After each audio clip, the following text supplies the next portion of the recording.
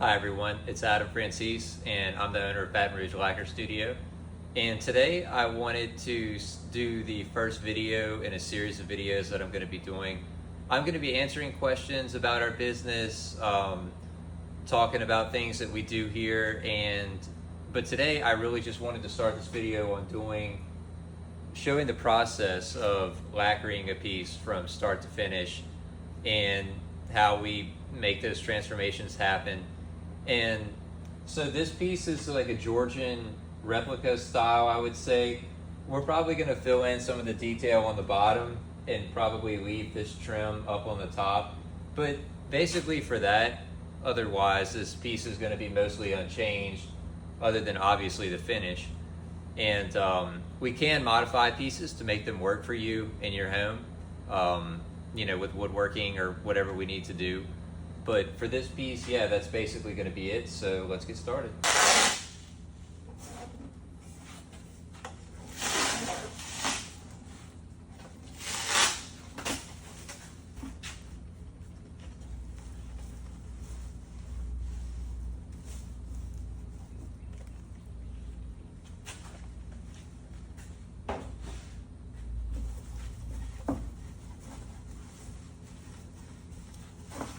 So we've got the piece cleaned and degreased and everything. All the drawers are masked off.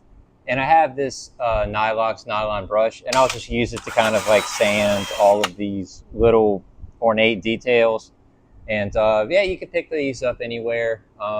They're nylon sanding wheels, 220 grit.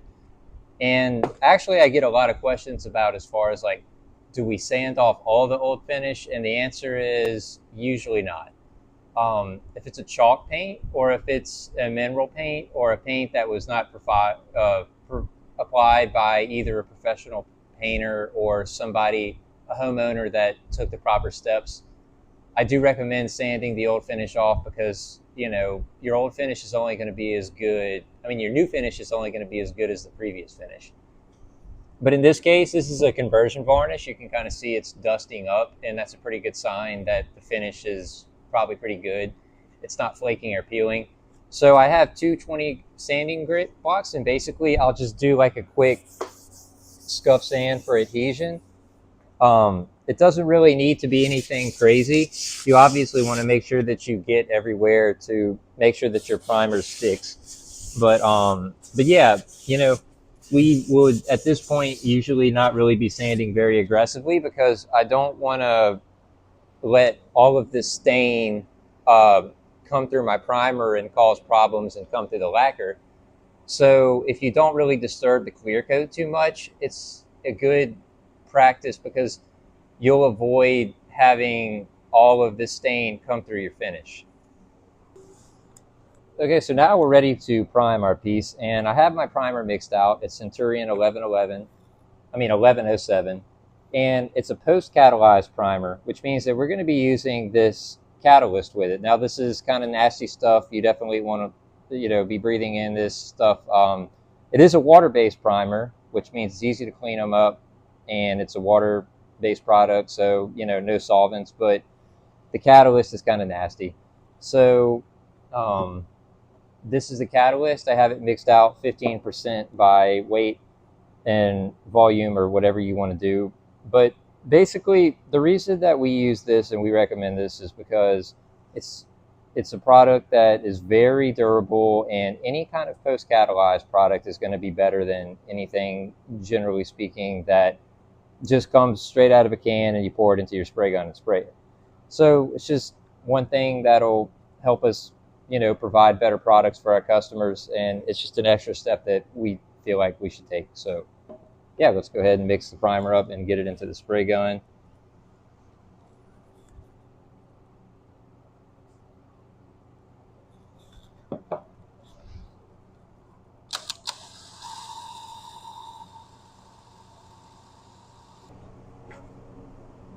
Okay, so we're in the spray booth now, and we're going to go ahead and spray these. I've got a 308 tip on the gun and just a quick coat.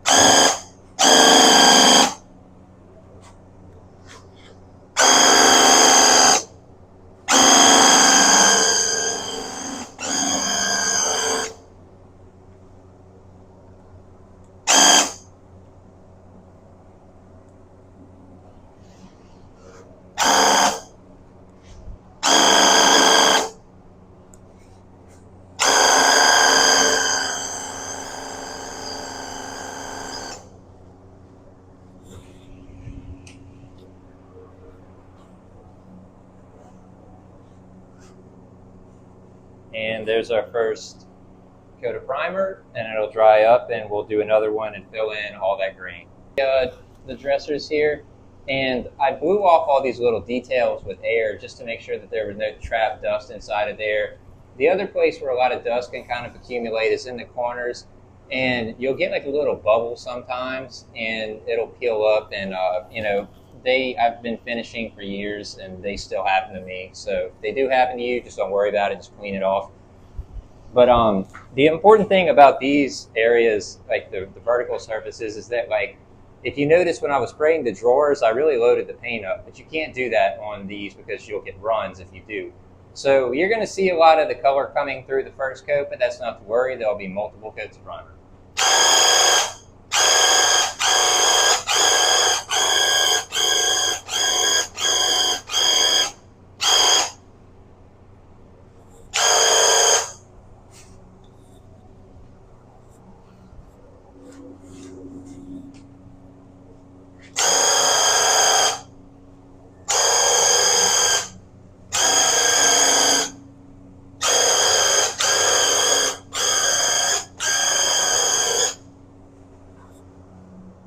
So we've got our first coat of primer done, and I took my suit off, and the floor is a little dirty in here, definitely too dirty to spray any gloss. So the next thing I'll do is probably clean out the floor here and put new filters in, and we'll let it dry up, and when we come back, we'll do a little bit of sanding and spray the top coat, and then talk about, and then fill the piece before we do any of that. So fill any of the details that they don't want. And then we'll kind of talk about all the little finishing touches that we do after that. Hi everyone, it's Adam Francis with Baton Rouge Lacquer Studio. And if you remember a couple days ago, I posted a video of us starting the lacquer process on a set of nightstands. And today I'm gonna finish that up. So I've already done a little bit of sanding of my primer. I didn't show all the primer because it's a little repetitive. It's kind of just, sand, prime, fill, repeat, sand, prime, fill. So I'm gonna show a little bit of camera footage of me sanding it, but then we're gonna get into lacquering it. So this is what I'm using today for my lacquer. It's really a polyurethane, but it's a high gloss post-catalyzed product. It's really durable. This is the catalyst for it. This is the actual lacquer itself. It's tinted to Benjamin Moore 805 New York State of Mind. And we add a little bit of retarder to it to slow the drying process so that the gloss can really level out and you can see really the full sheen of the product. So I've got it loaded up here in my Graco Quick Shot with a 308, and I'm going to put my spray suit on and finish up. Okay, so I've got some lacquer primer in here. I don't use much solvent lacquer in my shop anymore, but I am going to use a little bit just because I really need to kind of get things moving with this piece. And I could spray this over here. It's a lacquer primer, and I can sand it and put another coat of the same primer I used yesterday.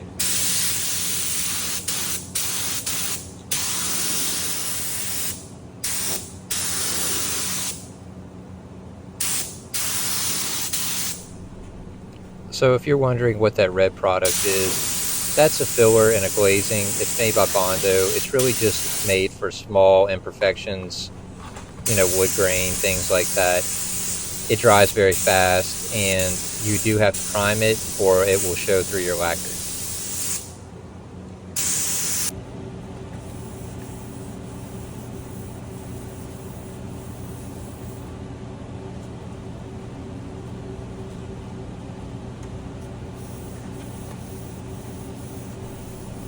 This is just a final sand. I usually like to do hand sanding for my final sand of my primer. It's probably going to be 600 or 700 grit sandpaper, maybe 1,000, just depends. But really, the primer is already really smooth. It's just for adhesion purposes.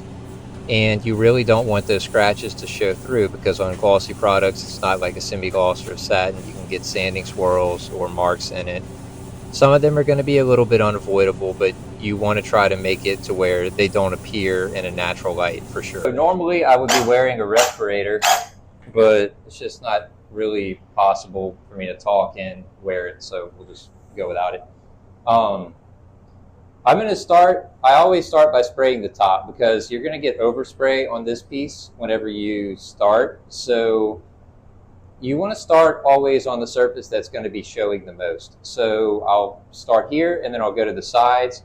I'll put a heavier coat on the top because it's going to be laying down and I won't have to worry about runs. There's a good chance that I'm going to get runs because this product is a little bit runny, but that's okay. We'll sand them out. It's usually just a problem on the first coat, but I mean, it's kind of always a problem.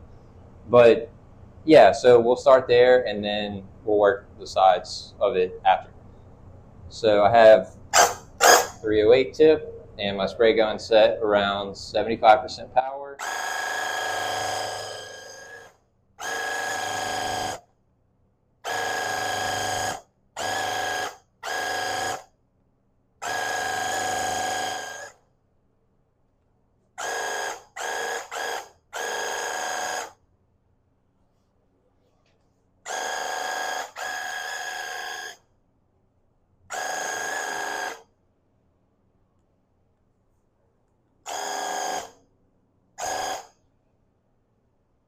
And now I'm going to do the sides.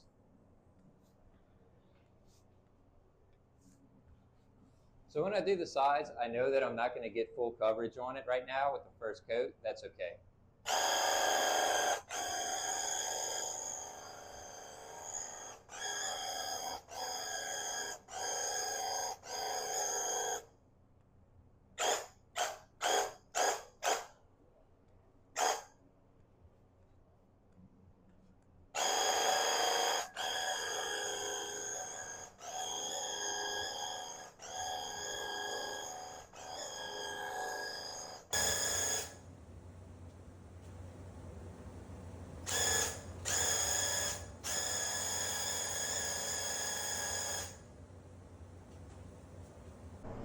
Okay, so it's going to kind of dry up a little bit and it's going to kind of lose some of the shine that it has right now, but that's okay because as you build up coats, it'll come back. I ran out of paint on the front. I'll get to that later. I'm not too worried about that. I was just trying to use what paint I had mixed up. And yeah, so I mean, we'll take care of that. And the important thing is on the first coat that I got all the edges covered because the color will kind of pull out of the edges a little bit. And then as you build the color up, it'll start to layer and look okay. But yeah, really shiny. See my reflection in it.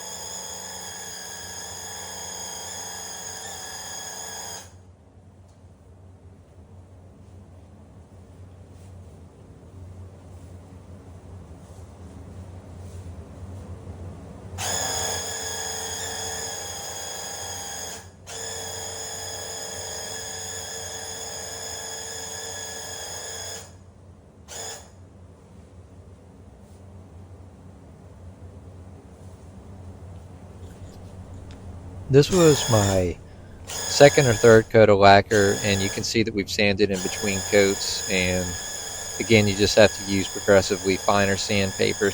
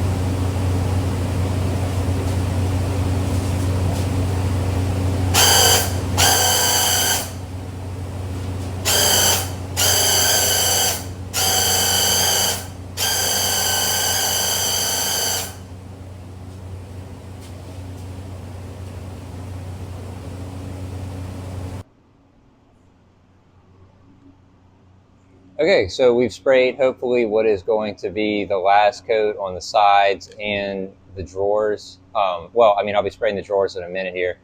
But yeah, we masked off the tops, like I said earlier, because I don't want to run into the issue of trying to spray too many sides and getting runs and stuff like that. So immediately what I did was I put these in the spray booth. And this is not something that you have to do with pre-catalyzed lacquer. It's a little bit easier because it doesn't flash off so quickly. But that's kind of the trade-off that you get for the look of this product, as well as not having any solvents. Water takes a little bit longer to dry than lacquer thinner does. So, yeah, so basically I put these in the spray booth, I sprayed them, and I have a dehumidifier and a couple fans running in here, and I immediately pulled them out. I vacuumed the whole place before I did this. It's definitely something that you have to do to make sure that you don't get any dust. A little bit of dust is going to be unavoidable, but if it starts to show through the surface as a whole, then it becomes a piece that I would say doesn't really pass my standards. But yeah, here's the